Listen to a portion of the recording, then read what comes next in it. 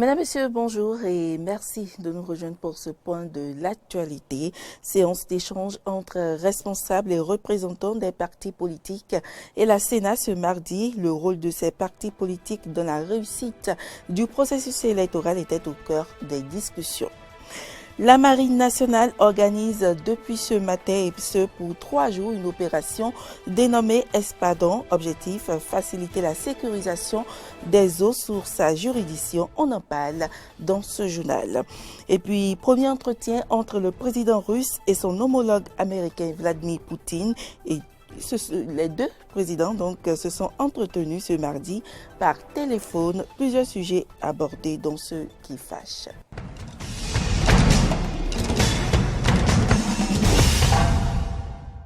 Bienvenue à toutes et à tous. Dans le cadre de l'élection présidentielle d'avril 2021, les responsables de la Commission électorale nationale autonome Sénat ont tenu une séance d'échange avec les responsables et représentants des partis politiques. Objectif, leur expliquer le rôle qui leur incombe dans la réussite de ce processus électoral. Suivez le compte rendu de Cano François Mbédirinto.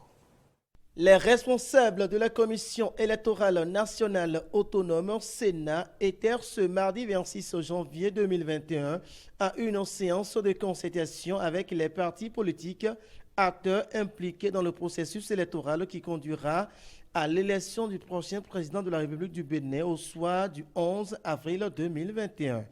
Emmanuel Tiando, président de l'institution en charge de l'organisation de ce grand rendez-vous électoral, a tenu à expliquer l'importance d'une telle initiative. C'est parce que justement vous êtes des acteurs de premier plan que dans le cadre de la concertation que nous avons engagée avec toutes les partis politiques, avec toutes les parties prenantes, nous avons décidé de commencer par vous, en vue de faire avec vous le point de l'évolution du processus électoral, de vous faire part de comment nous entendons le conduire, de vous présenter notre calendrier électoral, de vous dire également quelles sont les responsabilités qui sont les vôtres tout au long du déroulement de ce processus et bien entendu, recueillir vos observations, vos attentes pour que tous ensemble, nous procédions à tous les ajustements nécessaires en vue de faire de notre processus électoral un succès le 11 avril 2021. Il est revenu au directeur technique de la Sénat après les explications du président d'échanger avec les responsables et représentants de partis politiques sur 2 points. Le premier, c'est le niveau d'exécution du calendrier électoral. Donc, qu'est-ce qui est déjà fait à ce jour et qu'est-ce qui est planifié, qu'est-ce qui reste à faire. Le second point, c'est la liste des pièces devant constituer la déclaration de candidature. Sur le deuxième point, donc les pièces à fournir pour la déclaration de candidature, nous avons précisé que c'est en 2 catégories. Il y a les pièces communes pour le duo président-vice-président et il y a les pièces individuelles que chacun d'eux fournit. Au niveau des pièces communes, il y en a 3 et au niveau des pièces individuelles, il y en a 7. La précision a été mise sur l'une des pièces communes qui représente le parrainage, les 16 parrainages qu'ils doivent recueillir et mettre au dossier. À l'issue de cette rencontre, la Sénat entend initier d'autres séances avec l'ensemble des parties prenantes impliquées dans le processus électoral car la réussite de ce scrutin demande la bonne implication de tous. Et au cours de la séance, Emmanuel Tiando, président de l'institution chargée de l'organisation du scrutin électoral, s'est prononcé sur la question du parrainage et de la nature de la prochaine élection présidentielle, si elle sera inclusive ou exclusive. Suivez ces explications. La Sénat ne vote pas la loi. Le rôle de la Sénat, d'après le code électoral, c'est d'appliquer la loi qui a été votée par l'Assemblée, étudiée par la Cour constitutionnelle et promulguée par le président de la République. Est-ce que c'est opportun de faire le parrainage? Ça, c'est débat politique. Ça ne concerne pas la Sénat. Est-ce que c'est opportun de dire que c'est 16? Ça ne concerne pas la Sénat. Est-ce que cette élection-là sera inclusive ou pas? Ça ne concerne pas la Sénat. C'est des débats d'ordre politique qui relèvent des politiques. Et il ne faut pas nous faire un mauvais procès.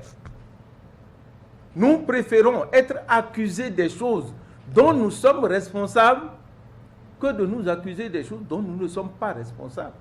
Cela ne veut pas dire que dans la recherche de l'application de la loi, la Sénat ne cherche pas à comprendre et à dire, bon voilà la compréhension que j'ai. Mais la Sénat dit toujours que cette compréhension-là peut être déférée devant la Cour constitutionnelle.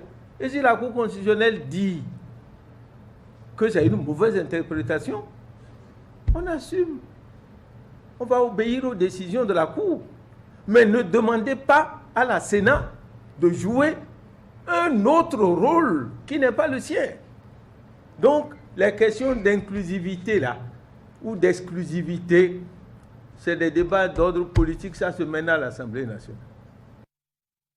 Autre information dans cette édition, la Marine nationale organise depuis ce matin une opération dénommée Espadon.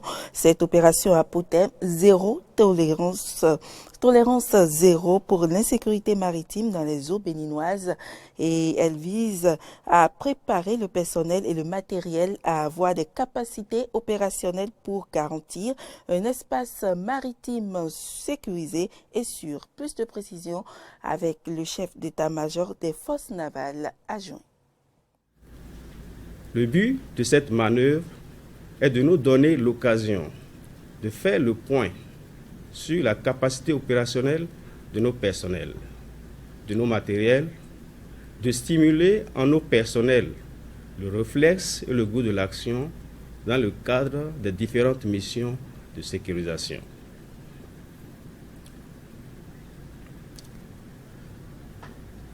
En somme, nous cherchons à aguerrir le personnel, éprouver le matériel pour connaître leurs limites, afin de pallier les manques à tous les niveaux d'opérationnalité, à savoir personnel, matériel, etc.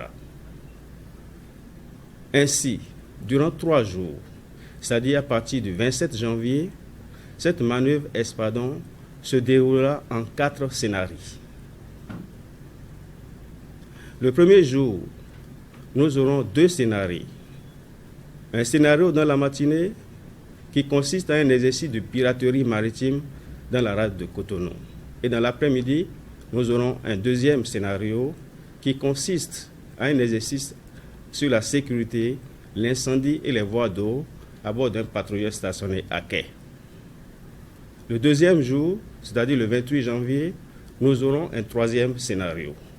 C'est un exercice de tentative de sabotage des installations de la fibre optique et du gazoduc. Et enfin, le 3e jour de cet exercice, ce sera le VIP Day. À cette occasion, la manœuvre sera clôturée en présence des autorités à divers niveaux par un exercice de sécurisation de plateformes pétrolières en mer contre les actes de sabotage aux environs de Sémékouji. Dans le département du Mono échange ce mardi à la préfecture de Lokossa entre les maires et les ministres des Mines et de la décentralisation, Alassane Seydou et Samou Seydou Adambi sont allés informer les élus communaux du Mono du rôle qui leur revient dans la réorganisation des carrières minières artisanales au Bénin. Suivez le compte rendu de Jonas Bouchi.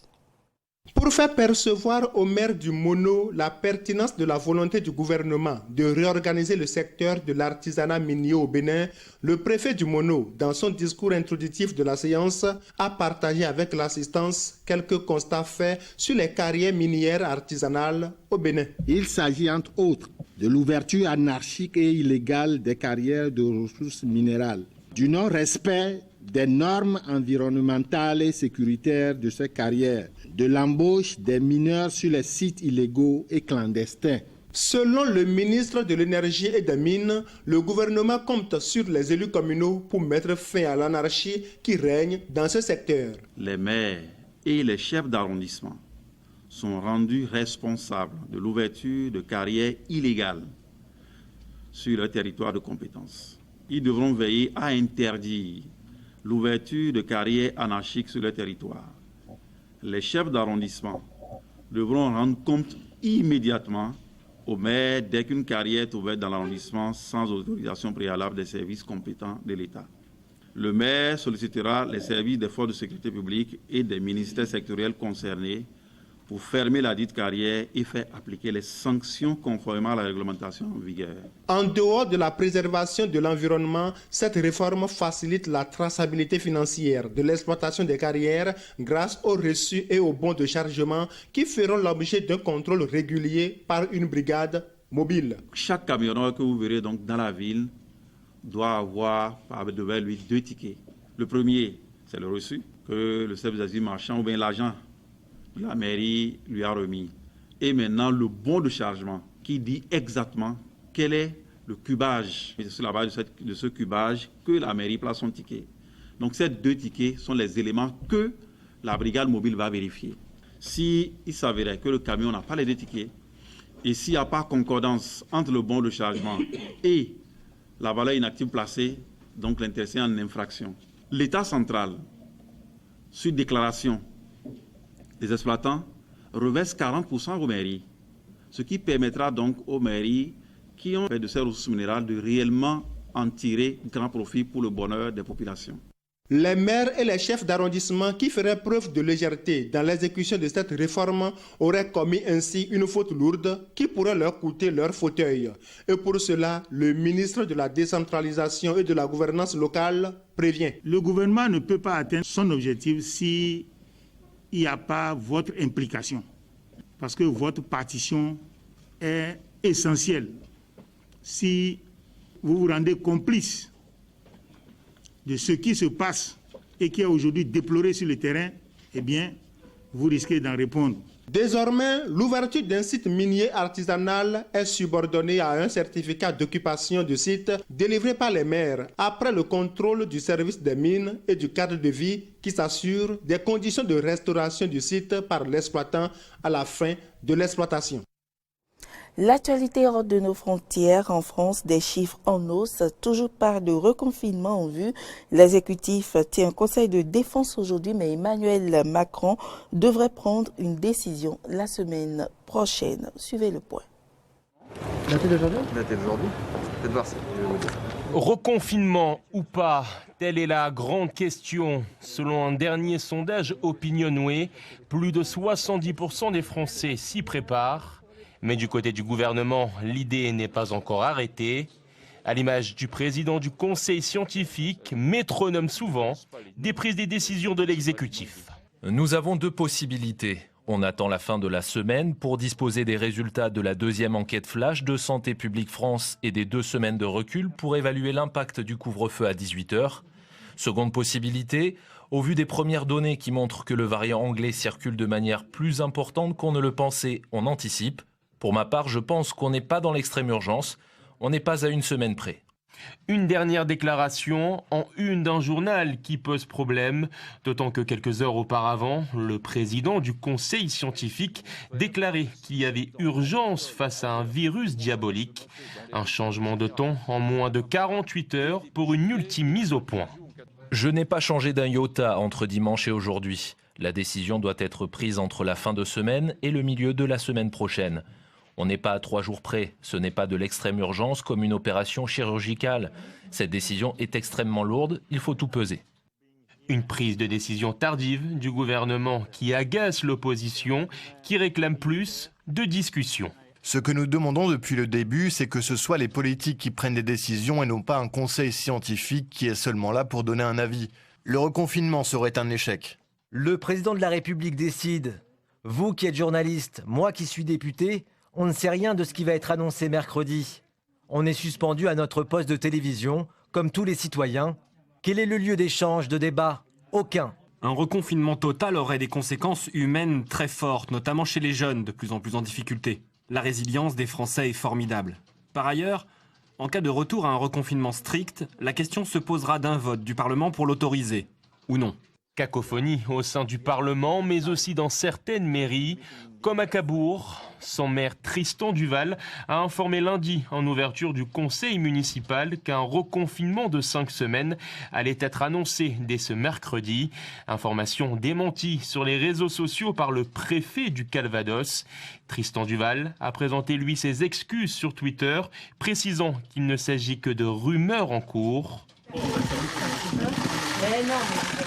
Tergiversation ou pas, ces dernières heures, la ministre chargée de l'Industrie a confirmé qu'à sa connaissance et à ce stade, il n'y avait pas raison de décider d'un confinement. Et toujours en France, malgré la production Made in France, le secteur public s'approvisionne toujours en masques hors de l'Hexagone. Voyons cela avec nos confrères de RT France.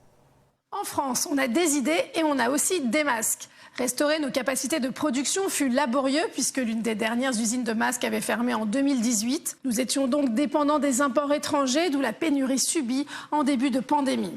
Mais désormais, la production française a repris. Et conformément aux souhaits d'Emmanuel Macron, fin mars 2020, la France a récupéré sa souveraineté. Avant la crise, nous produisions en France 3,3 millions de masques par semaine. Fin avril, nous serons à plus de 10 millions. Nous aurons plus que triplé en quelques semaines.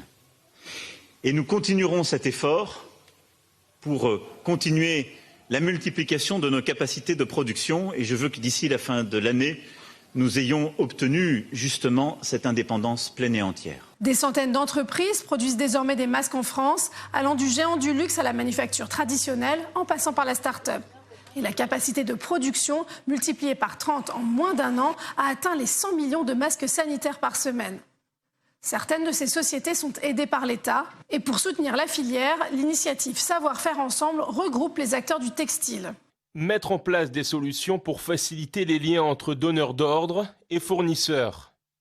Booster l'écosystème de la fabrication française en favorisant les liens entre membres du réseau. On peut crier cocorico, mais il y a un hic. Car étonnamment, cela ne signifie pas que la commande publique favorise les masques fabriqués en France. Une enquête de nos collègues de France Info révèle que les collectivités, régions, départements, se fournissent en masques, parfois produits en Chine, en Tunisie, en Pologne, ou alors s'adressent à des entreprises locales, mais qui en réalité revendent des protections fabriquées à des milliers de kilomètres. Des masques chinois s'invitent au Conseil général du Var, des masques vietnamiens à la métropole Nice-Côte d'Azur. Comment est-ce possible? Plusieurs raisons expliquent cette importation. D'une part, le critère du prix, de l'autre, les critères techniques particuliers pouvant être exigés dans l'appel d'offres. Et de plus, les marchés publics doivent se plier aux règles de concurrence européennes obligatoires. Et le pays de fabrication n'entre pas dans les critères de sélection. Ainsi, la France retient d'une main ce qu'elle se voit obligée de repousser de l'autre, une sorte de mascarade. Mais qu'est-ce donc que cette souveraineté européenne? Celle-là même qui nous supprime la possibilité de souveraineté nationale? Une situation décrite comme schizophrénique par les syndicats ou fédérations du textile. Alors comment opter pour la préférence nationale sans se faire attaquer par les entreprises étrangères pour non-respect des règles de concurrence? En augmentant par exemple le poids des critères sociaux et environnementaux à l'appel d'offres, et la France pourrait devenir imbattable, son bilan carbone en bandoulière. Et actuellement, les discussions sont vives. Le ministère de l'économie et les acteurs du secteur réfléchissent à un biais pour valoriser les produits locaux. Messieurs les commanditaires, à vos marques.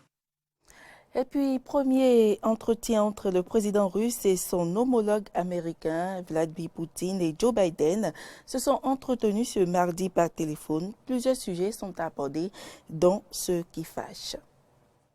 Un premier coup de fil loin de réchauffer les relations américano-russes. Vladimir Poutine et Joe Biden se sont entretenus sur les sujets qui fâchent. Le cas Navalny, la situation en Ukraine, Nord Stream 2, ou encore la récente cyberattaque contre des ministères américains imputés par Washington à Moscou. Si du côté du Kremlin, on semble vouloir calmer les esprits, le ton semble plus incisif du côté de la Maison-Blanche. Le président russe a noté que la normalisation des relations entre la Russie et les États-Unis serait conforme aux intérêts des deux pays et compte tenu de leurs responsabilités particulières dans le maintien de la sécurité et de la stabilité dans le monde, à ceux de la communauté internationale tout entière. Le président Biden a clairement indiqué que les États-Unis agiront avec fermeté pour défendre nos intérêts nationaux face aux actes de la Russie qui pourraient nous nuire. Point positif des discussions, le traité New Start sur la limitation de l'armement nucléaire qui doit expirer le 5 février prochain, les deux puissances qui seraient parvenues à un accord pour le prolonger de 5 ans.